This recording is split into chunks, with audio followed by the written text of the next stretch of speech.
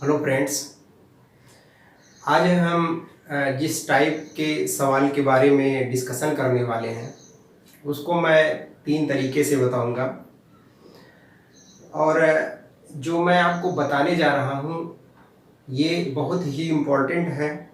चाहे कोई भी एग्ज़ाम हो, इस तरीके के सवाल आते हैं, बड़ा कंफ्यूजिंग होता है, लेकिन आप हमारे साथ जुड़े रहिए, आपको बहुत अच्छे तरीके से समझ में आएगा।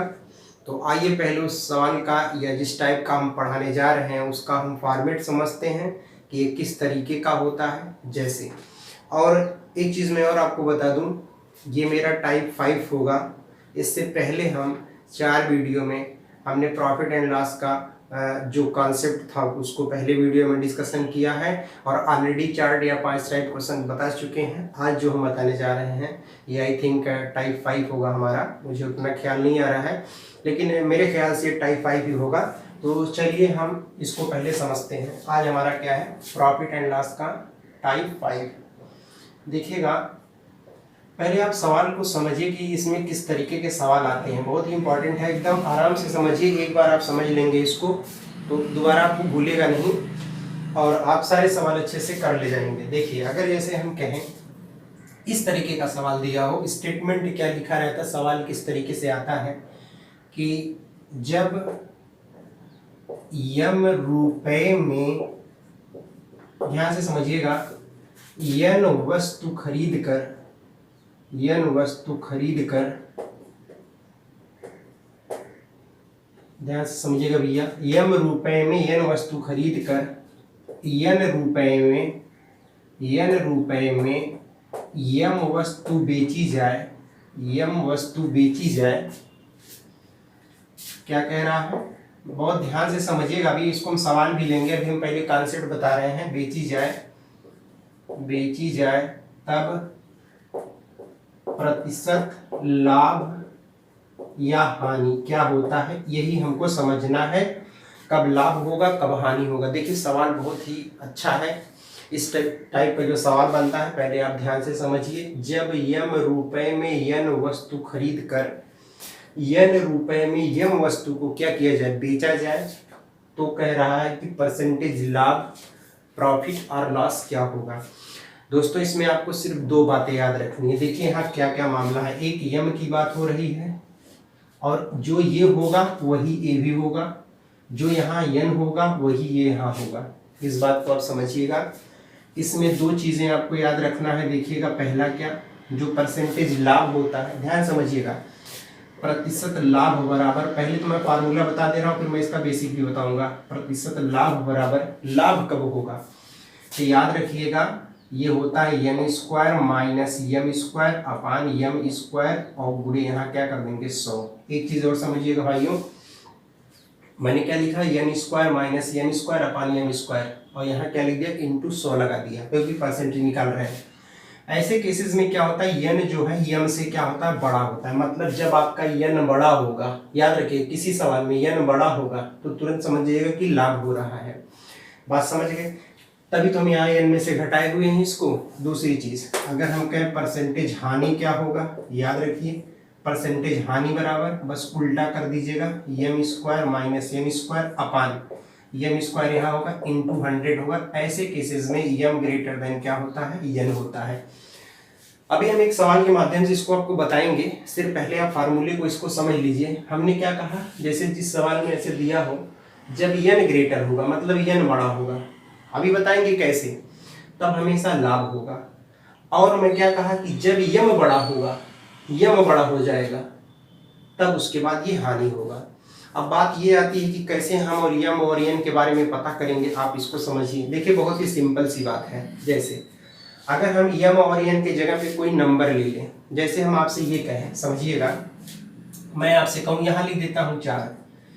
जब 4 रुपए में 5 वस्तु खरीद कर, ये 5 है, मैं यहाँ थोड़ा सा ठीक से लिख देता हूँ, दिख रहा होगा 5 है। देखिएगा क्या लिखा है, जब 4 रुपए में 5 वस्तु खरीद कर, उसके बाद समझिएगा 5 रुपए में 4 वस्तु बेची जाए। अब देखिए सवाल आ गया नहीं इस टाइप का। अब यही ध्यान देना है कि यम और यन क्या है। क्या हमने लिखा है, जब 4 रुपए में 5 वस्तु खरीद कर और 5 रुपए में, 5 देखिए यन यहाँ यन है, 5 यहाँ भी 5 यहाँ भी, 5 रुपए में यम वस्तु बेची जाए, मतलब 5 रुपए में 4 वस्तु, 4 मतलब यम देखिए 4 वस्तु बेची जाए, तब लाभ या हानि परसेंट। अब आप हमको एक बात बताइए, यन बड़ा है कि नहीं है? 5 बड़ा है, 5 बड़ा है, ये देख रहे हैं क्या? 4 छोटा, यम छोटा है, कहने का मतलब लाभ होगा। कितना लाभ होगा? मतलब पहला वाला फार्मूला लगेगा, यही तो लगेगा भाई। तो अगर ऐसे सवाल में आपको तुरंत दिमाग में आ जाने चाहिए कि लाभ परसेंट होगा। लाभ परसेंट क्या होगा? ध्यान समझिए, एन स्क्वायर, एन का मतलब 5 का स्क्वायर। अभी मैं इसका एक तरीका और बताऊंगा, आप इसको डायरेक्ट फार्मूले पे समझिए, नहीं फार्मूला आप समझ पा रहे हैं दूसरा भी बताऊंगा। उसके बाद एन का मतलब 4 का स्क्वायर, और यहाँ हमेशा क्या होगा? 5 का स्क्वायर, क्योंकि एन है ना, यम है, यम का मतलब 4 का स्क्वायर, और गुणे क्या कर देंगे? 100 कर देंगे। अब आप बताइए 25 हो जाएगा, ये 16 हो जाएगा, ये भी 16 हो गया, गुणे 100 हो गया, और आप घटाएंगे तो 16 में 25 में से 16 जाएगा, 9 आ जाएगा, देखिए 16 आ गया, गुणे 100 आ गया। अब ये देखिए अगर हम कैंसिल करते हैं तो 25 बार में, ये कितनी बार में होगा? 25, 4 से कैंसिल करिए, 4 दूनी 8, 4 पंचे 20, 4 चौका 16, यही हुआ। और 25 नवा कितना हो जाएगा? 225 बटा 4, तो 4 पंचे 20 और 4 छंग 24, ये देखिए इतना परसेंट का लाभ हुआ। 56 सही 1/4% का क्या हो गया? लाभ। ये हमने कैलकुलेशन किया है, इसमें बहुत समस्या की बात नहीं है। तो एक तो आप देख रहे हैं यहाँ हम यम और एन की वैल्यू देख करके डायरेक्ट फार्मूले से कर सकते हैं। जैसा कि हमने यहाँ 2 फार्मूले लिखा, हमने कहा लाभ कब होगा? जब एन की वैल्यू क्या होगी? बड़ी होगी। एक तो इस तरीके से लगा सकते हैं। दूसरा तरीका इसका मैं आपको बता दूं, ये तो जनरली ऐसे आप लगा सकते हैं। दूसरा तरीका आपको बता दूं, बहुत ही आसान है, देखिए इतना ही आएगा। क्या कह रहा है? 4 रुपए में 5 वस्तु, एक जगह रुपए की बात हो रही है, एक जगह वस्तु की बात हो रही है। एक जगह किसकी बात हो रही है? रुपए की बात हो रही है, एक जगह वस्तु की बात हो रही है। ऐसे लिख दीजिए आप, रुपया और वस्तु। यहाँ भी देख रहे हैं क्या है? रुपया है, ये क्या है? वस्तु। अरे भाई 5 रुपए में 4 वस्तु है ना, तो 2 ही बात हो रही है, एक तो रुपए की बात हो रही है, दूसरा वस्तु की बात हो रही है। तो चलिए अब देखिए पहले केस में 4 रुपए में कितना वस्तु? 5 वस्तु। फिर देखिए 5 रुपए में कितना वस्तु? 4 वस्तु। 5 रुपए में, सॉरी 5 है ये आपका 5 था ना, 5 रुपए में 4 वस्तु। देखिए ये रुपया है, 4 रुपए में 5 वस्तु। फिर देखिए 5 रुपए में 4 वस्तु, यही कर दिया। इसका आप त्रिय गुणा कर दीजिए। क्या कर दीजिए? त्रिय गुणा कर दीजिए। यहाँ गुणा करेंगे 5 का 25 में तो 25, यहाँ गुणा करेंगे कितना जाएगा? 16। हमेशा याद रखिए दोस्तों, ऐसे सवाल में ये एसपी हो जाता है और ये क्या हो जाता है? सीपी हो जाता है। क्या है ये? एसपी और ये सीपी। आप बताइए, ये सीपी है, ये एसपी है, बताइए कितना कितना फायदा हो रहा है? पहले 16 था, मतलब अगर कोई 16 में खरीदा गया, 25 में बेचा गया, 9 का फायदा हुआ। और लाभ परसेंट बराबर होता क्या है? लाभ ही तो हो रहा है, क्योंकि एसपी ज्यादा है, तो लाभ परसेंट बराबर आपको मालूम है क्या होता है फार्मूले में? ये हमारा होता है लाभ। लाभ का मतलब कितना होगा? देखिए जब घटाएंगे तो 9, भाई 25 में से 16 घटाइए 9, और फिर हो जाता है सीपी और गुणे क्या? 100, यही तो होता है। फिर देखिए जो ये लाइन आपको मिला 9 या 5 16 गुणे 100, इसको भी सॉल्व करेंगे तो यही आएगा 56 सही 1/4%। ये दूसरा तरीका था, आप बात समझ गए होंगे। एक तरीका मैं आपको और बताता हूँ, देखिए बहुत सिंपल सी बात है ऐसे सवाल में। अगर ये और भी आसान है, ये सेकेंड मेथड था। ये क्या था इसका? ये सेकेंड मेथड था। ये इसका डायरेक्ट फार्मूले से पहला मेथड था। एक मेथड में आपको और बताऊंगा, जो मेथड आपको बहुत आसान लगे, जिससे आप बड़ी आसानी से समझ सके, आप उसी तरीके से लगाइए। तो मैं आपसे सबसे पहले ये कहूँगा, आप एक काम करिए, मेरे ख्याल से आप इसको समझ गए होंगे कि डायरेक्ट कब लाभ होगा, कब हानि होगा। मैंने कहा जब एन की वैल्यू ग्रेटर हो। एन यही है, देखिए इस सवाल में समझ लीजिए, एम क्या है, एन क्या है? एन है, यम है, बात समझ गए? तो जब एन की वैल्यू बड़ा होगा तो तुरंत समझ जाइएगा कि लाभ होगा। अभी मैं इसमें ऐसे भी दिखा दूंगा आपको कि एम की वैल्यू ग्रेटर लेकर के कोई नंबर चेंज कर देंगे। दूसरा सवाल हमने, दूसरा मेथड बहुत आसान है, बहुत जल्दी। एक तरफ रुपए लिख दीजिए, एक तरफ वस्तु। 4 रुपए में 5 वस्तु, 4 रुपए में 5 वस्तु, 5 रुपए में 4 वस्तु, त्रिय गुणा 5 25, 4 चौक 16। हमेशा एसपी होता है, याद रखिए, इधर वाला जो इधर लिखेंगे। अगर ये ऑर्डर सही लिखे हैं तब रुपया और वस्तु, तो 25 एसपी हो गया, ये क्या हो गया? सीपी हो गया। तुरंत घटाइए, यहाँ पे कितना कम हो रहा है? भाई 16 में खरीदे हैं, 25 में बेचे, 9 का फायदा हुआ, 9 रुपया लाभ। और फिर सीपी होता है नीचे 100, क्योंकि लाभ परसेंट बराबर क्या होता है आपको मालूम होगा भाई, हमने फार्मूला पढ़ा है ना कि जो लाभ परसेंट होता है, याद रखिए कि लाभ परसेंट बराबर क्या होता है, लाभ बटा सीपी गुणे 100, यही तो होता है। तो सीपी कितना था, 16 बटा 100। आइए एक तरीका और समझते हैं, एक तरीका मैं आपको और बता देता हूँ इसमें, तब उसके बाद आपको मैं थोड़ा सा इसमें चेंज करता हूँ। तो मेरे ख्याल से मुझे ये रफ कर देना चाहिए, यहाँ आपको समस्या नहीं होगा। चलिए देखिए दूसरा तरीका इसका हम बताते हैं। ये तो मैं 2 तरीका बता दिया, एक तरीका मैं और आपको बताता हूँ, आप उसको भी याद रखिएगा। फिलहाल ये फार्मूला अभी यहाँ रहने देते हैं, क्योंकि एक बार हम आपको एम की वैल्यू ग्रेटर लेकर के भी बताएंगे कि एम की वैल्यू जब बड़ा होगा तब क्या होगा। देखिए इसी को हम एक तीसरे तरीके से बता रहे हैं, देखिएगा उससे भी वही आंसर आएगा जो पहले आया। देखिए क्या कह रहा है कि जब 4 रुपए में 5 वस्तु, अच्छा एक बात बताइए, 4 रुपए में 5 वस्तु है तो एक वस्तु का दाम कितना होगा। जैसे समझिए अगर हम कहें कि 10 रुपए में 2 वस्तु है, 10 रुपए में 2 वस्तु है तो एक वस्तु का रेट कितना होगा, 5 रुपया। कैसे भैया, आपने 10 को वस्तु से डिवाइड कर दिया तो 5 रुपया, अरे 5 एक का, दूसरे का 5, सॉरी प्लस लगा दीजिए, दूसरे का 5, तभी तो 10 मिला। बात समझ रहे हैं, ये थोड़ा सा यहाँ पे गड़बड़ हुआ, देखिएगा बहुत सिंपल सी बात है। मैंने कहा कि 10 रुपए में अगर 2 वस्तु खरीदी जा रही है, 2 वस्तु, तो एक वस्तु का रेट कितना होगा, भाग कर देंगे, 5 रुपए ना होगा।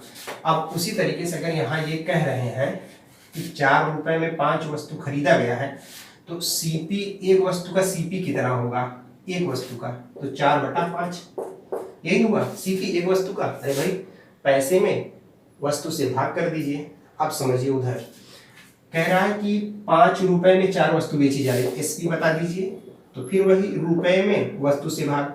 एक चीज देख रहे हैं, ये सीपी है, एसपी बड़ा है कि नहीं है, बड़ा है, कितना है 5/4। हम आपसे पूछे कि यहाँ लाभ पहले क्या होगा, बताइए लाभ क्या होगा, तो आपको मालूम है एसपी में से सीपी घटाते हैं वही लाभ होता है, यही तो होता है लाभ।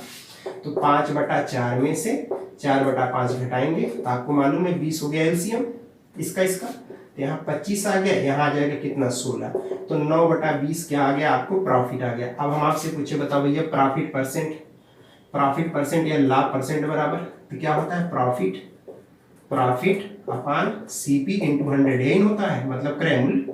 बात समझ गए, प्रॉफिट कितना है 9/20 अपान सीपी कितना है जल्दी बता दीजिए, 4/5, तो यहाँ कर दीजिए 4/5, ज्यादा नीचे तो नहीं लिख रहे, नहीं, और गुणे 100 होता है। अब देखिए कैलकुलेशन कितना आएगा, 9/20 रहने दीजिए, ये 5 ऊपर चला जाएगा, 4 नीचे आ जाएगा, गुणे 100 यही रहेगा। इतना बात समझ रहे हैं। अब देखिएगा 20 25 100 ये कैंसिल हो गया, 25 आ गया, 25 9 कितना आ गया 225/4। देखिए 225/4 आया, इसको भी जब आप भाग करेंगे तो वही आएगा जो हमारा पहले आया था, कितना 4 5 20 4 6 24, 1/4% लाभ होगा, इतना परसेंट लाभ होगा। लाभ क्यों होगा यहाँ देख रहे हैं, क्योंकि एसपी क्या है, ग्रेटर है किससे, सीपी से। बात समझ गए। तो एक सवाल का हमने दोस्तों यहाँ 3 तरीके से डिस्कशन किया, और मेरे ख्याल से जो मैं दूसरा बताया था वही सबसे आसान और सबसे तेज, जो दूसरा वाला हमने बताया था, अगर आपको याद हो रहा होगा कि एक तरफ हमने लिखा था रुपया, एक तरफ लिख दिया था वस्तु, यही लिखा था ना, 4 में 5, 5 में 4, फिर ये गुणा कर दिया, ये 25, ये 16, ये एसपी, ये सीपी, तुरंत फार्मूला लगा दीजिए। तो मेरे ख्याल से ये वाला आसान था, सबसे आसान सबसे सही तरीका यही था लगाने का। तो हमने यहाँ पे एक सवाल का क्या किया, 3 तरीके से आपको बताया। जो तरीका आपको सबसे अच्छा लगे दोस्तों, जो आपको समझ में आए, आप उस तरीकों को अप्लाई करिए। हालांकि हमने तीनों बताया है और तीनों से आंसर एक ही लाया है, आपको जो बेहतर लगे, आप जिसमें ज़्यादा अपने आप को कंफर्ट महसूस करें उससे लगाइए।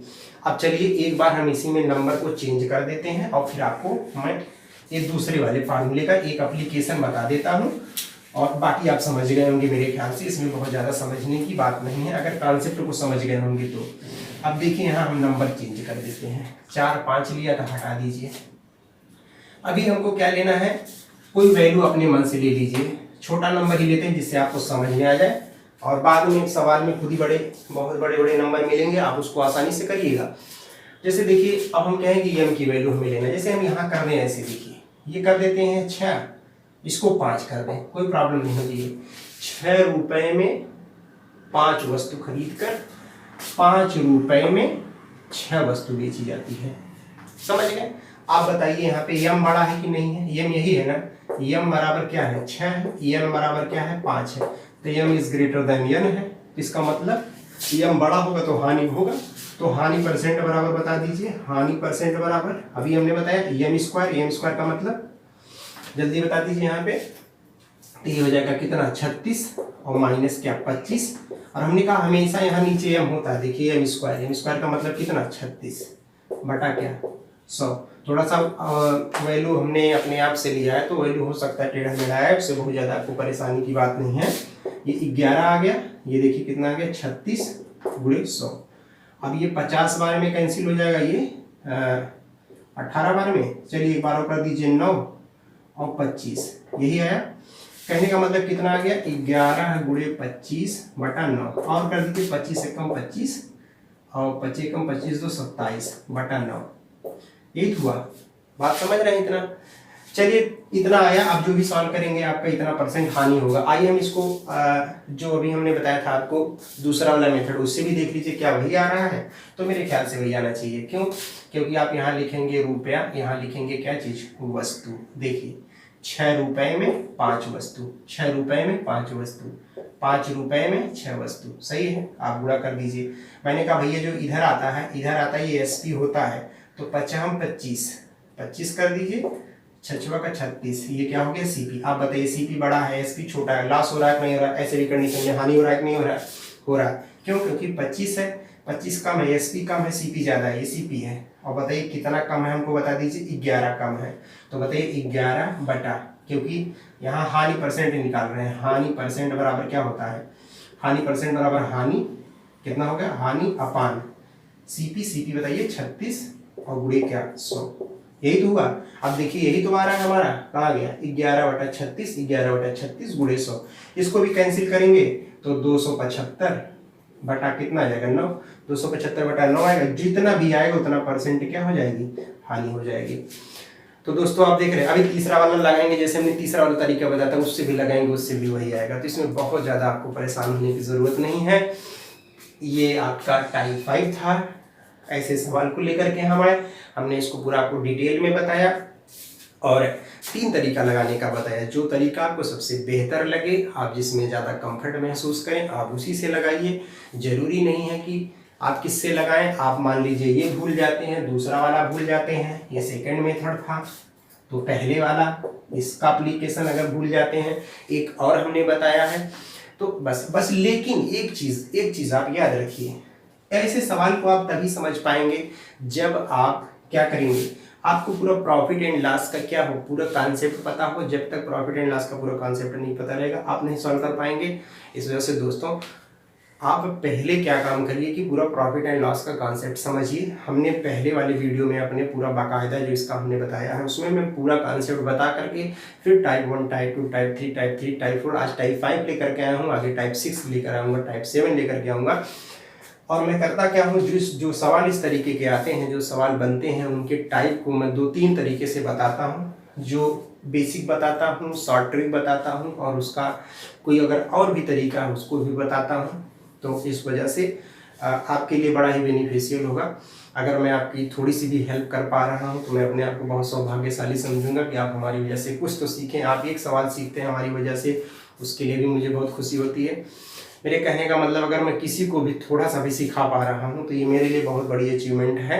अगर आप एक टाइप का सवाल पढ़ ले रहे हैं हम यही समझेंगे, तो अगर ज़्यादा मैं आपको सिखा ले रहा हूँ तो मेरे लिए बहुत ही अच्छी बात है। बस मैं यही चाहता हूँ कि मैं ज़्यादा से ज़्यादा लोगों को सिखा सकूँ और आप ज़्यादा से ज़्यादा आप लोग का फ़ायदा हो सके। बस मेरा यही एक टारगेट है और मेरा कोई टारगेट नहीं है। और इसी तरीके से हम नए नए टाइप के सवाल लेकर के आपसे मिलेंगे और आपसे मुलाकात मेरी होती रहेगी। और दोस्तों एक चीज़ मेरा आपसे रिक्वेस्ट है, अगर आप चीज़ों को समझ रहे हैं, आप अच्छे तरीके से आपको ये सारे सवाल समझ में आ रहे हैं, तो प्लीज़ आप दोस्तों में अपने शेयर करिए और लाइक करिए, सब्सक्राइब करिए। मेरा वीडियो हमेशा बनता रहता है। हो सकता है अल्टरनेट डे आ जाए, 2 दिन बाद आ जाए, लेकिन आएगा ज़रूर, कंप्लीट आएगा। और इससे पहले भी हमने बहुत सारी चीज़ों को पढ़ा रखा। आप हमारे जा कर के प्लेलिस्ट में देखिएगा, सारे अलग अलग प्लेलिस्ट मैंने बना रखी, चाहे नंबर सिस्टम का हो, चाहे वो मेंसुरेशन का हो, चाहे वो सिंप्लीफिकेशन का हो, चाहे प्रॉफिट एंड लॉस का हो, चाहे एवरेज का हो, सभी का हमने वहाँ बना के रखा है। तो आपके लिए बहुत ही हेल्पफुल होगा। और साथ ही साथ उसमें मैंने क्लास 9 और क्लास 10 का जो CBSE बोर्ड होता है, मैंने उसको भी पढ़ा के रखा है।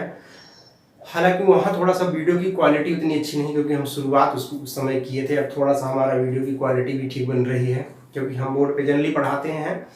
तो मेरे कहने का मतलब ये हुआ, लेकिन आपको वहाँ से भी बहुत कुछ सीखने को मिलेगा। तो चलिए दोस्तों, जल्द ही हम लोग क्या करते हैं, अगले वीडियो में हमारी मुलाकात आपसे फिर होगी एक दूसरे टाइप के सवाल लेकर के। और तब तक के लिए उम्मीद करते हैं आप खुश रहें, हंसते रहें, मुस्कुराते रहें और खूब पढ़ें, मन लगा करके पढ़ें और जल्दी से जल्दी कहीं सिलेक्शन लें। नमस्कार, थैंक यू सो मच।